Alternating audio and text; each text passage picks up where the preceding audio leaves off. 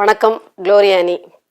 அதாவது இந்த குரங்கு கூட்டத்தோட அலப்பறைகள் அட்ராசிட்டிகள் தாங்க முடியலை அப்படின்னு தான் சொல்லணும். நாம் ஏற்கனவே இந்த கட்சி ஆரம்பிச்சதுலேருந்தே சொல்லிட்டு வந்த மாதிரி இது ஒரு வானர கூட்டம், தருதலை கூட்டம். இதுக்கு அரசியல் தெரியாது. இது மற்ற கட்சிகளை குறை சொல்லுமே, எதுக்கு குறை சொல்றோன்னு கூட தெரியாமலே குறைய சொல்லிக்கிட்டு மாற்றுனா என்னன்னே தெரியாம தனக்கு பிடித்தமான தலைவரை அந்த முதல்வர் சீட்ல உட்கார வைக்கணுங்கிற ஒற்றை ஒரு எண்ணத்தோட மட்டுமல்ல, எவரு வந்துட்டாருன்னா நாம அட்ராசிட்டி பண்ணலாம், நாம நம்ம இஷ்டத்துக்கு என்ன வேணாலும் பண்ணலாம், நாம நம்ம இஷ்டத்துக்கு எந்த வித சட்டவிரோதமான காரியங்களை செய்யலாம், நாம காசு பார்க்கலாம், நாம துட்டு பார்க்கலாம் அப்படிங்கிற ஒரு எண்ணத்துலதான் இந்த கோஷ்டி அலையுது அப்படிங்கிறத நாம திட்டவட்டமா பேசிக்கிட்டே இருந்தோம். நாம இல்லை, இது மாதிரி நாம் தமிழர் கட்சி சார்ந்து நிறைய பேர் நம்ம பேசிக்கிட்டே இருந்தோம். அது எல்லாமே உண்மை அப்படிங்கிற மாதிரி தான் இன்னைக்கு நடந்துகிட்டு இருக்கு. ஏன்னா அந்த கட்சி ஆரம்பிக்கும் போதே நடந்த அத்தனை தருதலை காட்சிகளும் அதை உணர்த்துச்சு. பேட்டியல்ல சொல்லும் போது கூட ஒருத்தன் நாம் தமிழர் கட்சி என்னங்க, நாம் தமிழர் கட்சி அங்க இருந்தா சம்பாதிக்கவே முடியாது, திமுக கவுன்சிலர் கூட உருட்டி தங்கமா போட்டுட்டு போறாங்க, தாவேக்கா தான் அதுக்கு லாயக்கப்படும் அப்படின்னு நினைச்சிருக்கோம் அப்படின்ட்டு சொல்லும் போதே, அதாவது தவளை தன் வாயால் கடுங்கிற மாதிரி இவங்க என்ன நோக்கத்துக்காக இவர்களுடைய தலைவர் வந்திருக்காரு, இந்த தலைவரை ஏன் இவங்க பின்பற்றுறாங்க, ஒண்ணு கவர்ச்சி, இன்னொன்னு பணம், அதாவது பார்க்கக்கூடிய ஒரு மூளை, அந்த பணம் பார்த்துடணும் எப்படியாவது, திமுகவுக்கு டஃப் கொடுக்குற மாதிரி நாமளும் சம்பாதிச்சிடணும், ஏதாவது ஒரு பொறுப்புகளை வாங்கி அதை சம்பாதிச்சிடணும் அப்படிங்கிற ஒரு நோக்கம் அப்படிங்கிறது தான் நமக்கு தெளிவா இப்ப ஆட்சிக்கு வந்த பிறகும் தெரியுது. 10 நாளைக்குள்ள 6 மாசம் டைம் தரீங்க. இப்ப 6 நொடியில புலம்புறீங்களேன்னு ஒருத்தர் புலம்புறாரு. அவரு புலம்புறதா நாம புலம்புறதா நினைச்சுக்கிறாரு. நாங்க புலம்பல, நாங்க குற்றத்தை கடிந்து காட்டுறோம், கண்டனம் தெரிவிக்கிறோம். நீங்க குற்றம் புரியுறீங்க, தவறு மேல தவறு பண்றீங்க, உங்க போக்கு சரியில்லைன்னு சுட்டி காட்டுறோம். கதறது நீங்க, சுட்டி காட்டின உடனே ஐயோ அம்மா அப்பான்ட்டு கதறது நீங்க தான். சட்டம் ஒழுங்கு சீர்கேடு ஆயிடுச்சு ஏற்கனவே. இன்னும் அந்த சீர்கேட்டை இன்னும் எவ்வளவு தூரம் சீர்கேடாக்க முடியும் அப்படிங்கிற லெவலுக்கு தான் இந்த தாவேக்க ஆட்கள்லாம் நடந்துட்டு இருக்காங்க. அங்க காஞ்சிபுரத்துல பார்த்தா ஒரு தாவேக்க பிரமுகர் பெண்மணி 9 லட்சம் ஏமாத்ததுனால ஒரு அந்த ஏமாற்றப்பட்ட அந்த தந்தை தற்கொலை பண்ணி இறந்திருக்காரு. அடுத்தது இன்னும் திருச்செந்தூர் எங்கேயோ பக்கம், தூத்துக்குடி பக்கத்துல, திருச்செந்தூர் பக்கத்துல என்னன்னா ஒருத்தர் கிட்டத்தட்ட 72 லட்சம் ஏமாத்தி இருக்காரு. அவ்வளவு என்ன சொல்றது, அவ்வளவு அநியாயம். திமுகக்கு இணையா அந்த என்ன சொல்றது பணம் பறிக்கிற வேலையில ஈடுபட்டு இருக்காரு. அடுத்தது பாத்தீங்கன்னா சமீபத்துல தாவேக நிர்வாகிகள் 2 பேரும் தங்களுடைய கட்சியை சேர்ந்த ஒரு பெண்ணையே கூட்டு பாலியல் பலாத்காரம் பண்ணியிருக்காங்க, கைது பண்ணிட்டாங்க. அதாவது ஐயோன்னு உடனே கைது பண்ணிடுறாங்களே ஒழிய அவர்களுடைய குணம் என்னவா இருக்கு? நாம ஏற்கனவே சொன்ன மாதிரி இது புள்ளிங்க கூட்டம். இந்த கட்சியில சேர்றதுல பெரும்பான்மையோர் அங்கொன்னு இங்கொன்னுமா நல்லவங்க இருக்காங்க. ஆனா பெரும்பான்மையோர் ஒரு கிட்டத்தட்ட ஒரு 85% அது ஒரு மோசமான எண்ணங்கள் கொண்ட ஒரு புள்ளிங்க கூட்டம் தான் இதை ஆதரிக்கிறது. இந்த கும்பல்ல இருக்கிறதே அவங்கதான். ஏன்னா அவங்க தலைவரே வரி ஏய்ப்பு செஞ்சவர் தான், அரசாங்கத்தை ஏமாற்றியவர் தான். அதனால தலைவன் எவ்வளியோ அதே மாதிரிதான் அதுல சேரக்கூடிய தொண்டர்களும் இருப்பாங்க அப்படிங்கிற மாதிரி நாம பார்க்க முடியுது. இப்படி போயிட்டு இருக்கு. அப்போ நான் 6 மாசத்துல சட்டம் ஒழுங்க சீராக்குவேன் அப்படின்னு இந்த தலைவர் சொல்லல. நான் அடுத்த நிமிஷமேன்னு சொன்னாரு. நான் அடுத்த நிமிஷமே சட்டம் என் கையில வந்துரும், சட்டம் என் பாக்கெட்ல உட்காந்துக்கும், நான் அதை வச்சு அப்படி சாட்டை எடுத்து சுழத்துவேன்னு சாட்டை எடுத்தெல்லாம் அடிச்சு காட்டினாப்ல. சாட்டைக்கு மேல உள்ள அவ்வளவு பாசமோ என்னவோ தெரியல, சாட்டையை சுழத்தி ஆணையை பிறப்பிக்கவா அப்படிங்கிற மாதிரி தன்னை ஒரு எம்ஜிஆராக பாவித்து, எப்பவுமே பாவிக்கிறது தான், ஒரிஜினாலிட்டி கிடையாது, அடுத்தவங்களை போல பாவிச்சு நடிச்சிட்டு இருந்தாரு. இப்ப அதேதான் நிஜத்திலையும் ஆட்சிக்கு வந்த பிறகும் பாவித்து நடிக்கிற, ஒருத்தர மாதிரி பாவித்து நடிக்கதான் தெரியுமே ஒழிய சுயமா ஒன்னும் நல்லது செய்ய அவருக்கு தெரியவே தெரியாது. இப்படி பண்ணிக்கிட்டு இருக்காரு. அப்ப அடுத்த நிமிஷமே நான் சட்டம் ஒழுங்க சீர்படுத்துவேன், எவனும் என்னுடைய ஆட்சியில பாலியல் வன்கொடுமையோ பெண்கள் பாதுகாப்பு இல்லாம போகக்கூடிய லெவல்ல இருக்காது அப்படின்னு சொன்னா, அவர் சொல்லி வாயை முடிக்கல, இங்க வாய்க்குள்ள கொழுக்கட்டையை வச்சு திணிச்ச மாதிரியே பதில் சொல்ல முடியாத அளவுக்கு உம்முனும் ஜம்முனும் இருக்கிற மாதிரி. நீங்க ஓட்டு போட்டு மற்ற கட்சிகளை கேள்விக்குறியாக்கல, நீங்க ஓட்டு போட்டு மொத்த தமிழ்நாட்டோட தலையெழுத்தை கேள்விக்குறியாக்கிருக்கீங்க. அப்படித்தானே தவிர மாத்தி நீங்க பேசி ரொம்ப புத்திசாலித்தனமா பேசுறதெல்லாம் நீங்க பேசிட்டு இருந்தா ஒன்னும் பண்ண முடியாது. அதன் எதிர்விளைவுகளை நீங்க சந்திச்சுதான் ஆகணும். ஒரு அமைச்சர்கள் எம்எல்ஏக்கள் தங்களுடைய துறை சார்ந்து வேலை செய்யறது பண்ணாம, ஒரு அமைச்சர் தனக்கு என்ன பொறுப்பு கொடுத்திருக்கோ அந்த துறையில போய் அந்த துறையை விளங்கிக்கணும்னா எல்லாருமே புதுசு, அனுபவம் இல்லாதவங்க, மேல்மாடி காலியானவங்க வேற, எதுவுமே கிடையாது, எந்த நுட்பமும் கிடையாது. மதி நுட்பம்னா எத்தனை கிலோ, அது எங்க கிடைக்கும்னு கேட்கக்கூடிய ஒரு கோஷ்டி, தலைவன்ல இருந்து எம்எல்ஏ எம்பிக்கள் வரைக்கும் தொண்டர்கள் வரைக்கும் இப்படிதான். அப்படி இருக்கும்போது நீங்க உங்களுக்கு தந்த துறையில போய் உட்கார்ந்து உங்க ஐஏஎஸ்கள்கிட்ட உங்க செயலாளர்கள்ட்ட உட்கார்ந்து அதிகாரிகளை கூப்பிட்டு வச்சு உங்க துறையை ஃபர்ஸ்ட் என்ன செய்யணும், நீங்க படிக்கணும். அதுக்கு கண்டிப்பா நிறைய நாட்கள் பிடிக்கும். ஒரே நாள்ல கத்துக்க முடியாது, ஒரே நாள்ல மண்டையில ஏறிடாது. எவ்வளவு பெரிய ஞான சூன்யமா இருந்தாலும் ஏற்கனவே அண்ணன் சீமான் மாதிரி அரசியல் தெளிவு, அரசியல் திட்டங்கள், பல உலக அரசியல் எல்லாம் கற்று தேர்ந்து ஆட்சி வரைவுல மொத்தமா தான் எப்படி ஆட்சி செய்வேன்னு ஏற்கனவே ஒரு திட்டம் வச்சிருக்காரு. ஏற்கனவே அவருக்கு அத்தனை துறைகள்ல உள்ள வேலை என்னென்ன அப்படிங்கிறது தெரியும். புதுசாவும் அவர் பல திட்டங்களை வச்சிருக்கனால அவருக்கு கையாள்றது, அதாவது செயல்படும் நேரம் வேண்டாம், முன்ன பின்ன ஆகுமே தவிர, ஆனா அதை கையாள்றது, அதற்கான திட்டங்களை ஆரம்பிக்கிறது, துவக்குறது, சொல்றது, கமாண்டிங் அப்படிங்கிறது அவரை பொறுத்த வரைக்கும் ரொம்ப எளிதா வரும். ஆனா உங்களுக்கு இது சுத்தமா என்னன்னே தெரியல, பெருசா பேத்திக்கிறீங்க. நம்ம வந்த பிறகுதான் அரசியலை அந்த ஜென்சி அந்த குழந்தைங்க வரைக்கும் பாக்குறாங்க. டிவில அரசியல என்ன படத்தை பார்த்துக்கிட்டு இருந்தவங்க இப்ப அரசியலை பாக்குறாங்க. ஆமா, முன்னாடி உங்க கட் அவுட்டுக்கு பால் ஊத்திட்டு இருந்தாங்க, வீட்டுல பால் குழந்தைக்கு குடிக்கிறதுக்கு இருக்கோ இல்லையோ, வீட்டுல வந்து அம்மாக்கு டீ போடுறதுக்கு பால் இருக்கோ இல்லையோ, குடமா கொண்டு வந்து உங்களுக்கு வந்து பால் ஊத்திட்டு இருந்தாங்க. உங்க படத்தை பாக்குறதுக்கு சினிமா கொட்டைகளே தூங்கிட்டு இருந்தாங்க. அப்போ உங்களை நீங்க நடிச்சிட்டு இருந்தீங்க, உங்களை பார்த்தாங்க. இப்ப நீங்க வந்து நிஜத்துல நடிக்க வந்திருக்கீங்க, அரசியல்ல நடிக்க வந்திருக்கீங்க, மக்களுக்கு நல்லது செய்யற மாதிரி நடிச்சிட்டு இருக்கீங்க. இப்ப அதை பாக்குறாங்க. நீங்க எங்க இருக்கீங்களோ, நீங்க சுடுகாட்டுக்கு போனீங்கன்னா அவங்க சுடுகாட்டுக்கு வருவாங்க. நீங்க வந்து செவ்வாய் கிரகத்துக்கு போனீங்கன்னா செவ்வாய் கிரகத்தை அப்பதான் செவ்வாய் கிரகம் ஒண்ணு இருக்குன்னே உங்களுக்கு தெரிய வரும். தேடி தேடி பார்ப்பாங்க. அரசியலுக்கு வந்துட்டீங்கன்னா அப்படி அரசியல்னா என்னன்னு அதுக்கப்புறம் தான் பார்ப்பாங்க. அவங்க சரியா என்னைக்கோ தங்களுடைய ஒரு சுயமா யோசிக்கிற திறன் பெற்ற அந்த வயதுல இருந்து, பள்ளி படிப்புல இருந்து அரசியலை உற்று நோக்கி இருந்தாங்கன்னா, அரசியலை உள்வாங்கி இருந்தாங்கன்னா அவங்க ஏன் உங்களை தேர்ந்தெடுக்க போறாங்க? அவங்க இப்போ நீங்க அரசியல்ல குதிச்ச உடனேதான் அவங்க வந்து உங்களை அரசியலே பாக்குறாங்கன்னா அவங்க அப்படிதான் இருப்பாங்க. அவங்கதான் ஏற்கனவே அரசியல பாத்துருந்தாங்கன்னா உங்களதான் தூக்கி தூர வீசிருப்பாங்களே. உங்களை எல்லாம் சினிமாவோட நாங்க வச்சுக்கிறோம், ஆனா நீங்க வந்து சினிமாலதான் எங்களுக்கு வந்து பிடித்தமானவர், நாட்டுக்கு நீங்க சரி கிடையாதுன்னு நல்ல முடிவு எடுத்திருப்பாங்களே. சரியா? அவசரம் கொடுக்க மாதிரி அவங்க பார்த்து அவசரம் கொடுக்க மாதிரி இப்ப வந்து மாட்டிக்கிட்டு இருக்காங்க அப்படின்னு தான் சொல்லணும். ஒரு அம்மா வந்து என்னடானா தொழில் முனைவோர், தொழிலாளர்களை ஈர்ப்பதற்கு உண்டான குறிப்பாணைகள் பிறப்பிக்கணும், அறிவிப்பு கொடுக்கணும். அரசியல் ரீதியாக அதிகாரப்பூர்வமாக அறிவிப்புகளை தான் வெளியிடணுமே தவிர அதை விட்டுட்டு ஐ ஆம் கீர்த்தனா, ஐ ஆம் ஸ்டடிங் இன் ஃபர்ஸ்ட் ஸ்டாண்டர்ட் அப்படிங்கிற மாதிரி எல்கேஜி பிள்ளை மாதிரி ரைம்ஸ் சொல்ற மாதிரி உட்காந்துக்கிட்டு ரீல்ஸ் போட்டுக்கிட்டு இருக்குது. மீன்வளத்துறை அமைச்சர் ஜெயிச்ச தொகுதியில நன்றி சொல்லாம போய் பக்கத்து தொகுதியில போய் நன்றி சொல்லிட்டு இருக்காரு. இன்னொரு அமைச்சர் என்னடானா போய் இப்ப ரீசெண்டா என்ன பார்த்தேன்னா, ஒரு எம்எல்ஏ போய் அவங்களுக்கு புகார் வந்துதான் டாஸ்மாக் கடையில போய் வந்து நீங்க டாஸ்மாக் கடையை மூடிருங்க அப்படின்னு அறிவுரை வழங்குது. அறிவுரை வழங்குற இடத்துலயா இருக்கீங்க?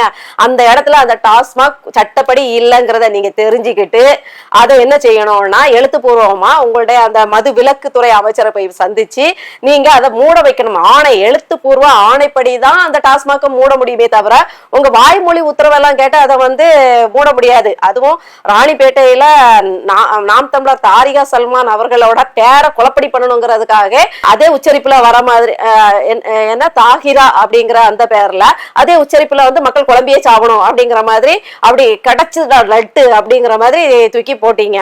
இப்ப அது வந்து அரசியல் அறிவற்ற தனமா போய் வாய்மொழி உத்தரவு போடுது. எந்த ஊர்ல வாய்மொழி உத்தரவு, அரசோட வாய்மொழி உத்தரவு செல்லுபடி ஆகும்? ஒரு எம்எல்ஏக்கு என்ன வேலைன்னு தெரியல. சரி, அது இது பார்க்கலாமானா பார்க்கலாம். பொதுமக்களே போய் வந்து போராடுறதுக்கு உரிமை இருக்கும்போது எம்எல்ஏக்கு இதை பாக்குறதுக்கோ இதை சொல்றதுக்கோ உரிமை இருக்கு. ஆனா அதே நேரத்துல எப்படி வாய்மொழி உத்தரவு செல்லும்? போய் பார்த்துக்கிட்டு முறைப்படி ஆவணப்படுத்தி அதை ஆவணம் செய்யணுமே தவிர ஆணைகள் தான் பிறப்பிக்கணுமே தவிர உங்க குறிப்பிட்ட துறையில இருந்து அவர்களுக்கு அதிகாரிகள் மூலமா கடையை மூடுங்கன்னு ஆணை போகாம நீங்க 10 தடவை போய் காட்டுக்கத்தல் கத்துனாலும் அவங்க மூட முடியாது, மூடக்கூடாது. இது கூட தெரியாம போய் சொல்லிட்டு இருக்கீங்க. ஆனா இவரு வந்து தலைவர் வந்து ஒப்பாரி வைக்கிறாரு, எங்களை பார்த்து தற்குறின்னு சொல்றாங்கன்னு. இந்த மாதிரி தான் தோன்றித்தனமா அறிவே இல்லாம சுய அறிவே கிடையாது. ஆனா ரொம்ப இருக்கிற மாதிரி காட்டிக்கிறனாலதான் உங்களை தற்குறி தலைவனும் தற்குறி தொண்டர்களும் தற்குறி அப்படிங்கிறோம். எம்எல்ஏக்கள் சீட்ல உட்கார்ந்துகிட்டு போட்டோ எடுக்கிறது, மாத்தி மாத்தி உட்கார்ந்து அந்த அல்ல கைகள்லாம் உட்காந்து போட்டோ எடுக்கிறாங்க. அப்ப இது தற்குறித்தனம் இல்லாம வேற என்ன தெரியுங்கன்னா, ஒரு இடத்துல தாசில்தார் எல்லாம் போய் சத்தம் போட்டுட்டு இருக்காங்க. என்னன்னு பார்த்தா இந்த தாவேக ஆச்சரிய குறிகள் எல்லாம் நம்ம ஆச்சரியத்துல வாய் பழக்கிற மாதிரி வீட்டுக்கு ஊருக்கு வந்து பைப் லைன் தண்ணி குழாய் இணைப்பு வந்து தோண்டி போட்டு கொடுத்துட்டு இருக்காங்க. இது வந்து எப்படி ஒரு தனி மனிதன் செய்ய முடியும்? உங்க அரசியல் அறிவு நான் வந்த பிறகுதான் அரசியலே பாக்குறாங்கன்னு சொன்னீங்க இல்லையா, அதோட லட்சணம் இதுதான்.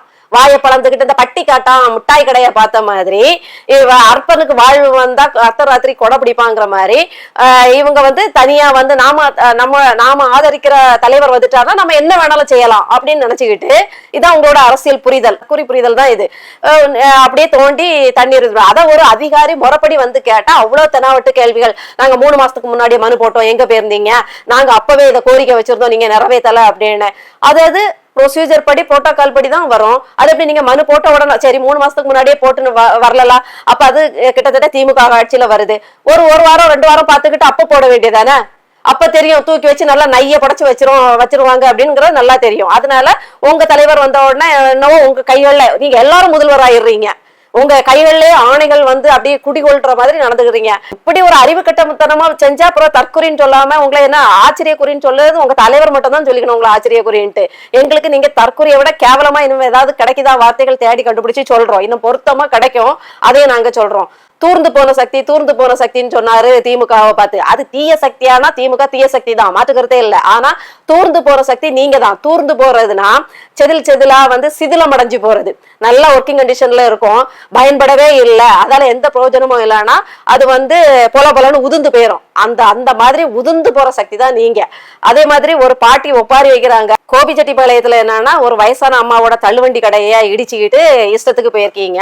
அது ஒப்பாரி வைக்குது, உங்களுக்காக நான் எவ்வளவு ஓட்டு கேட்டேன், என்ன அதுவே வயசான அம்மாவா இருக்குது. அவங்க வயசுக்கு மீறிய அதோட வயசு கூடிய பெண்கள் எல்லாம் பார்த்து இவருக்கு தான் ஓட்டு போடுங்கன்னு சொன்னதா? இப்படி நான் உங்களுக்காக ஓட்டு கேட்டேன், இன்னைக்கு என் தள்ளுவண்டி கடை பொழப்புக்கு வச்சிருந்ததை போய் இடிச்சு தள்ளிக்கிட்டு அதுக்குண்டான எந்த ஒரு பொறுப்பும் ஏற்காம போறீங்களேன்னு ஒப்பாரி வைக்குது.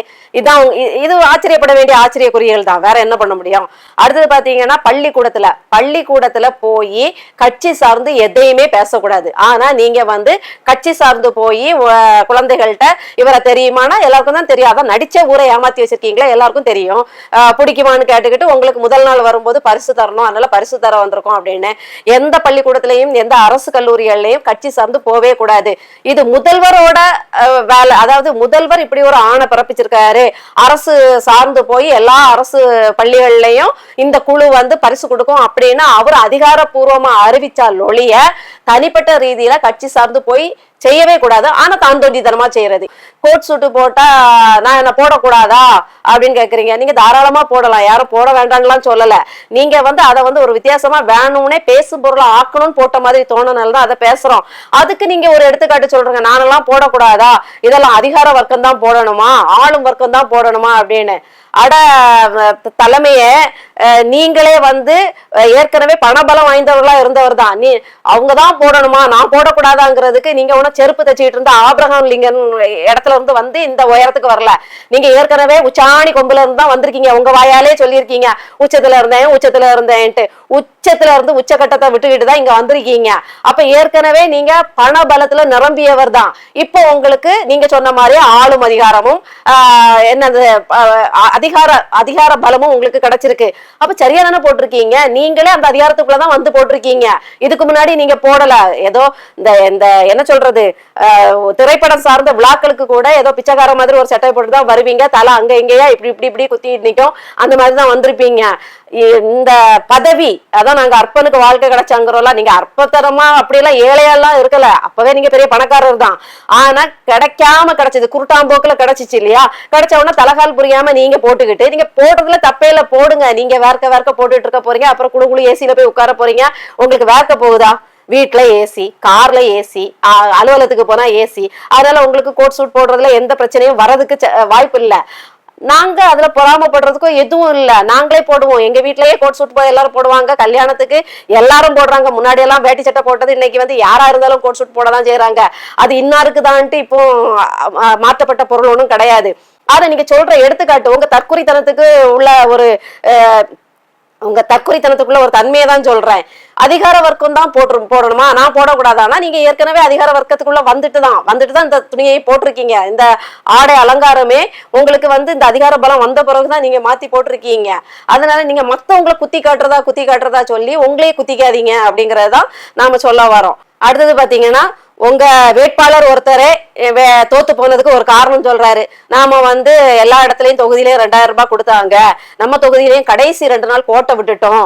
நீங்க திமுகவை பார்த்து தீய சக்தி, தூர சக்தி, பாரசக்தி, தூங்கா சக்தி, அப்புறம் அப்படியே யோசிச்சுக்கிட்டு தூர்ந்த சக்தின்னு சொல்றீங்க.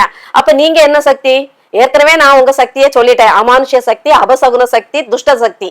ஆனா இப்ப நீங்களும் தீய சக்தியா தான் மாறி இருக்கீங்க. நீங்களும் இப்ப ஊழல் சக்தியா தான் மாறி இருக்கீங்க. நாங்க பண பட்டுவாடா செய்யாமலே ஜெயிச்சோம் அப்படிங்கிறத நாங்க உடைச்சிருக்கோம் அப்படிங்கிற மாதிரி என்னவோ சொல்றீங்க. எங்க நீங்க பண பட்டுவாடா பண்ணது அப்பவே அம்பலமாச்சுது, பரிசு பொருட்களோட இருந்தது அப்பவே கைப்பற்றினாங்க. உடனே அது ஏன்னீங்க. இப்போ உங்க வேட்பாளரே வாக்குமூலம் கொடுத்துட்டாரு. மற்ற தொகுதியில எல்லாம் கொடுத்தாங்க, என் தொகுதியில கொஞ்சம் குறைச்சலா கொடுத்தனால, சரியா கொடுக்காதனால நான் தோத்து போயிட்டேங்கிறாரு. நீங்க தான் ஊழலத்தை நேர்மையான ஆட்சி கொடுக்க போறீங்க. இந்த பணம் கொடுத்து வந்த வேட்பாளர்கள் எல்லாம் தான் 5 பைசா கூட எட்டி பார்க்காம, திரும்பி கூட பார்க்காம அப்படி செய்ய போறீங்க. நீங்க இப்ப ஒப்பந்தம் போட்டு வச்சிருக்கீங்களே, ஒன்னும் கையெழுத்து போட்டு வச்சிருக்கீங்களே, அதே அத்தனை கார்பரேட் கம்பெனிகள்ட்டையும் கமிஷன் வாங்குற இதுக்குதான் நீங்க இப்ப கையெழுத்து போட்டே வச்சிருக்கீங்க. ஒன்றிய அரசு கொண்டு வந்த அந்த தண்ணீருக்கான திட்டம், அது முதலாவது தண்ணீர் விநியோகிக்கிற மாதிரி வரும். இப்போ தண்ணீர் விநியோகிச்சுட்டு தானே இருக்கீங்க. ஒரு எதுக்கு புதுசா இந்த திட்டம் எதுக்கு வரும்? அடுத்தது நாங்க மீட்டர் வைப்போம், நீங்க அளவுக்கு அதிகமா நீங்க பயன்படுத்துறீங்க, அது நஷ்டம் ஆகுது, அதனால நாங்க மீட்டர் வைப்போம் அப்படின்னு மின்சாரம் மாதிரி மீட்டர் வருவீங்க. அப்புறம் இது அரசால இதை கவனிக்க முடியல, தாழ முடியல அப்படின்ட்டு அணில மாறிட்ட கொடுப்பீங்க. அதுதான் இது எல்லாருக்குமே தெரிஞ்ச விஷயம் தான். அடுத்தது ஸ்டெர்லைட் கார்பரேட் திறக்கிறதுக்கு உண்டான முயற்சிகள் எல்லாம் பண்றதா தகவல் வருது. அதுக்கு உண்டான ஆய்வுகள் மேற்கொள்றதாகவும் ஆளுக போயிட்டு வந்துட்டு இருக்கதாகவும் தகவல் வருது. ஆச்சா? அவர் அன்னைக்கே அகர்வால் வாழ்த்தினாரா? அப்பவே கண்டுபிடிச்சிட்டோமா? அடுத்து பரந்தூர் திட்டத்தை கைவிடுற மாதிரி பேசிக்கிட்டு இப்ப அதை கையில எடுக்கலாமா, அந்த திட்டத்தை தொடங்கலாமான்னு நீங்க யோசிக்கிறதாகவும் ஆலோசனை பண்றதாகவும் அதிகாரிகளோட, அந்த கம்பெனிகளின் அந்த கார்பரேட்டுகளோட கைக்கூலிகளோட நீங்க பேசிட்டு வர்றதாகவும் ஒரு தகவல் வருது. ஆகும் மொத்தத்துல நீங்க இன்னொரு திமுக மற்றுமோர் திமுகன்னு சொல்றோம்ல, அதுதான் நீங்க தான் அந்த தீய சக்தியோட அடுத்த உருவம். நீங்க தான் அந்த யமகாதக கட்சிகளை எல்லாம் தூக்கி சாப்பிடுற அளவுக்கு மகா யமகாதக கட்சி அப்படிங்கிறத தெளிவா திருப்பி நான் சொல்லிக்கிறேன்.